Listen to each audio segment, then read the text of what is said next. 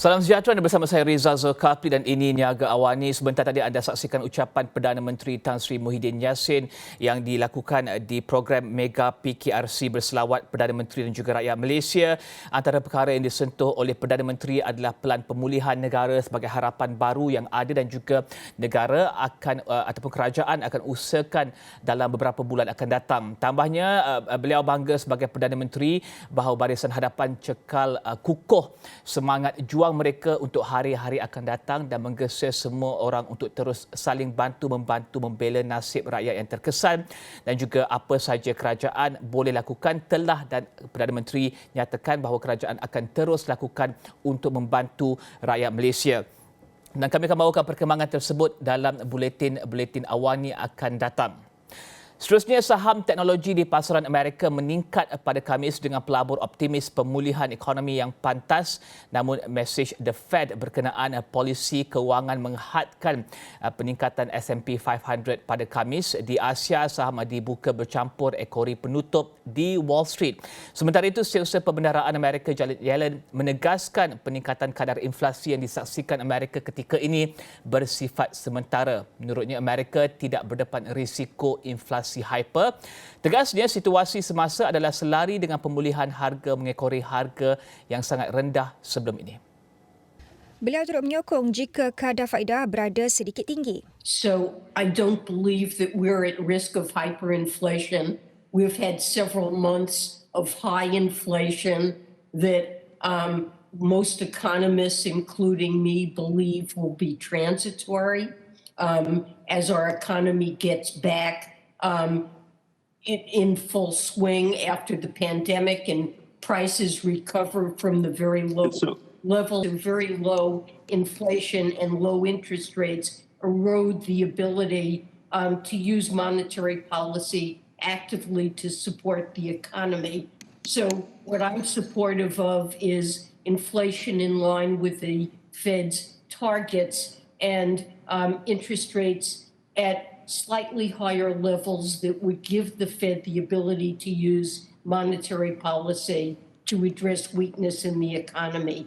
Sebelum ini, The Fed umum akan mula meningkatkan kadar faedah pada 2023 sedikit awal daripada jangkaan pada 2024. Menurut The Fed, ekonomi Amerika kini semakin pulih dan dijangka tumbuh pada kadar 7% tahun ini. Kadar inflasi Amerika mula meningkat sejak Mac tahun ini susulan pelbagai pelan rangsangan yang diumumkan sebelum ini dan pembukaan lebih banyak sektor ekonomi. Pada Mei, Amerika catat kadar inflasi pada 5%.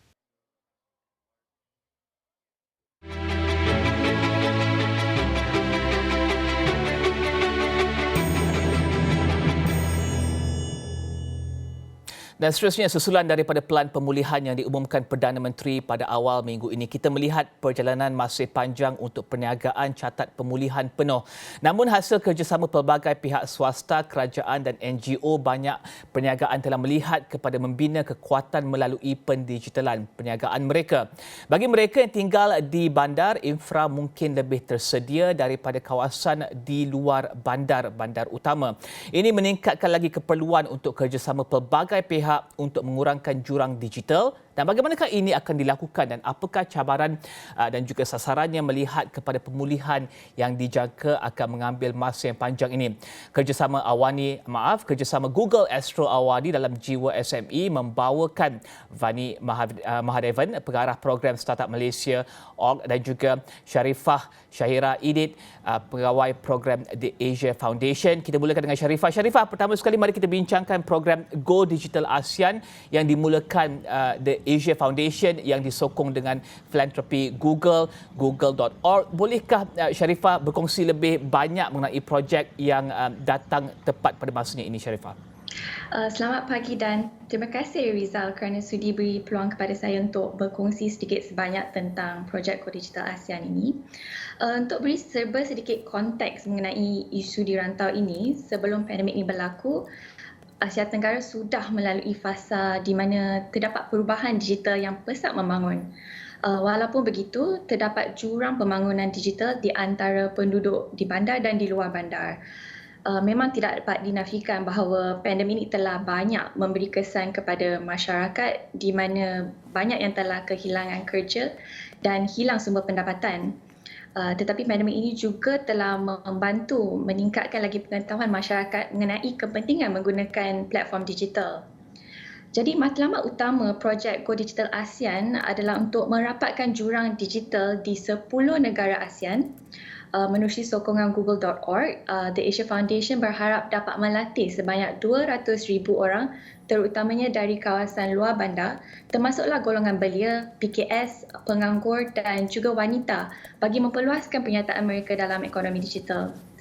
Di Malaysia, The Asia Foundation bekerjasama dengan Pusat Belia Antarabangsa dan Startup Malaysia untuk melatih 15,000 belia dan PKS dengan kemahiran literasi digital bagi meningkatkan perniagaan mereka dan memudahkan akses kepada pasaran. Dan Vani Mahadevan, pengarah program Startup Malaysia.org, kita beralih pada Vani pula.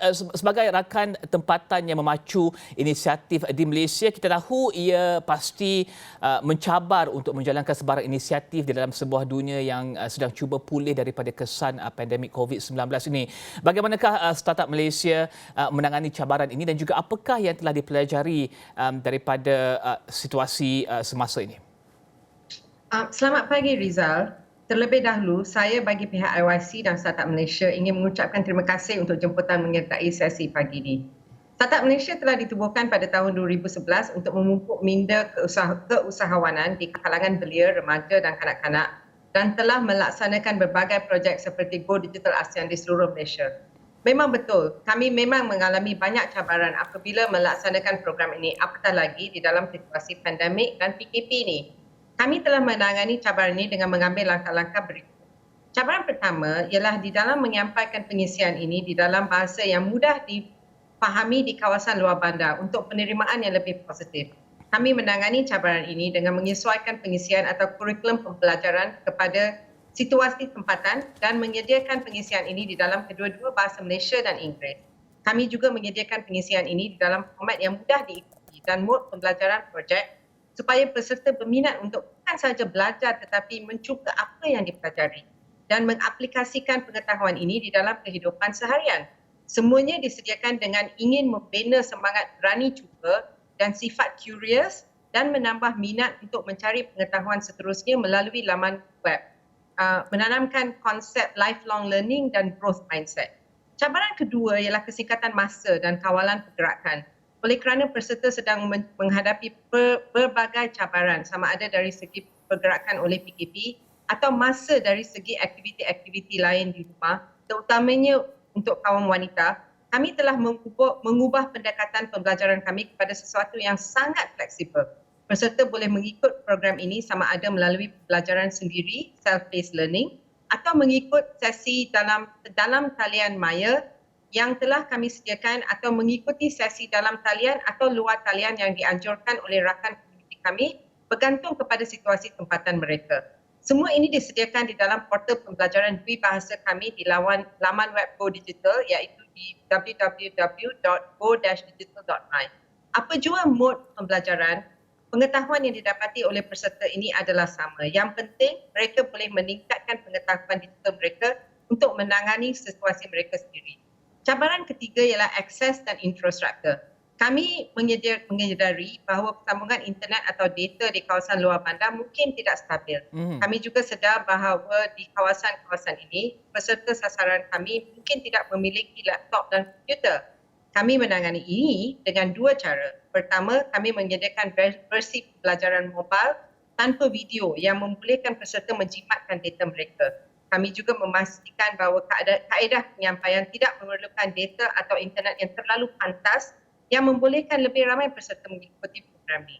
Kekurangan komputer diatasi dengan bekerjasama dengan pusat internet di kawasan luar bandar yang disediakan oleh sebahagian rakan komuniti kami. Cabaran keempat dan terakhir ialah bagaimana kami boleh padang dengan cepat untuk menyampaikan pengisian program ini kepada peserta seluruh negara dalam keadaan PKP ini dan di mana masyarakat menghadapi cabaran-cabaran ekonomi. Kami menangani ini pula dengan berganding bahu dengan rakan komuniti di seluruh negara untuk membantu usaha mereka yang sedia ada dengan melatih pelatih komuniti dan melengkapkan mereka dengan segala latihan dan bimbingan untuk menyampaikan modul Go Digital ini kepada peserta dari komuniti tempatan mereka.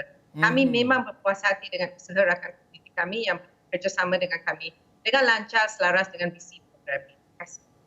Dan Sharifah, mungkin Sharifah boleh jelaskan ya, tadi Vani ada sebut berkenaan dengan komuniti. Apa kesan pandemik ini terhadap kehidupan dan juga punca pendapatan rakyat Malaysia menerusi komuniti yang Sharifah dan juga The Asia Foundation bantu, terutama komuniti-komuniti di luar bandar.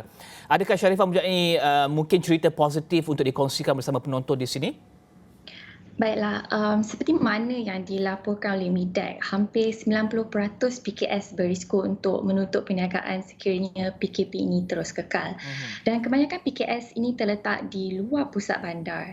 Jadi program latihan Go Digital ASEAN yang kami tawarkan secara percuma ini tertumpu kepada golongan yang paling terkesan daripada pandemik ini, iaitu golongan yang sedang mencari pekerjaan dan usahawan yang tidak menggunakan platform digital. Di Sarawak, kami telah latih hampir 2,000 orang. Salah satu peserta kami yang bernama Rosmawati tinggal di komuniti luar bandar di Sarawak. Dia telah menyertai bengkel kami yang telah dianjurkan oleh salah satu rakan komuniti iaitu Perpustakaan Negeri Sarawak. Dan melalui sesi inilah dia telah belajar bagaimana cara untuk membina laman web sendiri dan juga mempelajari cara-cara untuk menggunakan pemasaran digital dengan lebih efektif. Menerusi program ini, dia telah berjaya mengembangkan perniagaan dalam talian. Lagi satu peserta yang saya boleh kongsi adalah Safrizal yang juga tinggal di Sarawak. Safrizal telah kehilangan pekerjaannya apabila syarikat tempat dia bekerja terpaksa tutup kerana COVID-19. Pada mulanya dia menjual kraf tangan Sarawak secara dalam talian, tapi untuk memperoleh pendapatan tambah yang lebih stabil, dia telah memutuskan untuk fokus menjual sambal resepi keluarganya. Setelah menghadiri salah satu sesi Maya Go Digital ASEAN khas untuk usahawan, dia telah berjaya membuat laman web sendiri dan kini lebih aktif mengambil bahagian di pasaran dalam talian. Safrizal kini menjual sambalnya di laman web e-dagang yang popular termasuklah Lazada dan Shopee. Yang membanggakan adalah bagaimana dia telah berjaya meningkatkan penjualannya sebanyak 80% menerusi pasaran dalam talian. Dan Vani, mungkin Vani juga boleh jelaskan dan kongsikan apa yang Vani perhatikan sedang muncul menerusi program-program yang dilakukan di Malaysia ini, Vani. Terima kasih Rizal. Ada dua perkembangan utama yang kami telah perhatikan. Pertama ialah penglibatan kaum belia sebagai pemangkin untuk perubahan atau catalyst for change. Dari segi ini, kami sangat berbesar hati untuk mengumumkan kerjasama kami dengan dua kampus cawangan UiTM di Negeri Sembilan dan Melaka. Dengan kerjasama ini, kami ingin memberi peluang kepada lebih dari 150 orang pelajar dan alumni UiTM untuk menjadi duta digital atau digital ambassador untuk menyampaikan pengisian Go Digital ASEAN ini kepada komuniti tempatan mereka. Di dalam situasi PKP ini, ramai pelajar universiti telah kembali kepada kampung mereka dan dengan penyertaan mereka sebagai duta digital ini, kami telah memberi peluang kepada golongan belia untuk membantu komuniti masing-masing, terutamanya yang di luar bandar, untuk merapatkan jurang digital dan membantu masyarakat tempatan menangani cabaran ekonomi pandemik ini. Program ni akan dilaksanakan dalam bulan Jun dan Julai ini. Kedua ialah kepentingan usaha sama dan konsep berganding bahu di antara rakan-rakan komuniti yang berlainan di dalam keadaan yang mencabar ini.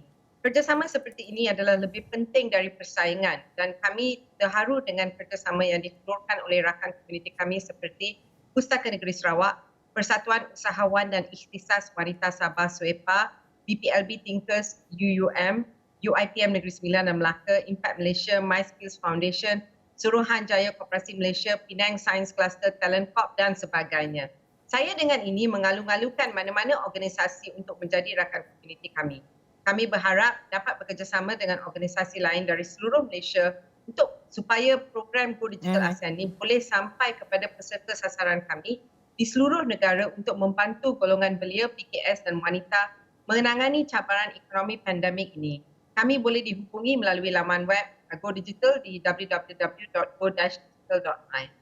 Dan Sharifah terakhir sekali ya Sharifah ya. Ringkas kami difahamkan juga yang projek ini juga disokong oleh Kementerian Pembangunan Usahawan dan juga Koperasi MIDEC. Apakah kepentingan pengiktirafan ini kepada projek yang dilakukan ini? Ya Rizal, sokongan minat adalah sangat penting untuk program Go Digital ASEAN ini. Yang berbahagia Datuk Seri Dr. Wan Junaidi Tuanku Jaafar selaku Menteri Pembangunan Usahawan dan Koperasi telah melancarkan Go Digital ASEAN pada awal tahun ini. Beliau telah menyatakan bahawa kerjasama ini adalah sangat penting untuk menyumbang kepada peningkatan keupayaan PKS di seluruh negara ASEAN dalam digitalisasi. Projek Go Digital ASEAN ini disokong oleh kerajaan dari 10 negara ASEAN melalui Jawatan Kuasa Penyelaras ASEAN untuk Perusahaan Mikro, Kecil dan Sederhana, juga dikenali sebagai XME. Inisiatif ini merupakan kerjasama pertama seumpamanya mengumpulkan kepakaran dan pendekatan daripada sektor kerajaan, perniagaan dan NGO untuk membantu merapatkan jurang digital. Kami percaya bahawa menerusi kerjasama antara kerajaan, perniagaan dan NGO semestinya dapat membawa peluang baru bagi golongan yang sedang mencari pekerjaan dan juga PKS di Malaysia dan di dalam ASEAN. Terima kasih Vani Mahadevan, pengarah program startupmalaysia.org dan juga Sharifah Shahira Idit, pegawai program di Asia Foundation membincangkan berkenaan dengan usaha pelbagai pihak untuk mengurangkan jurang digital antara bandar dan juga luar bandar dan juga memastikan pembangunan untuk mereka yang berada di luar bandar dalam program digital mereka. Kita akan berehat seketika kembali selepas ini.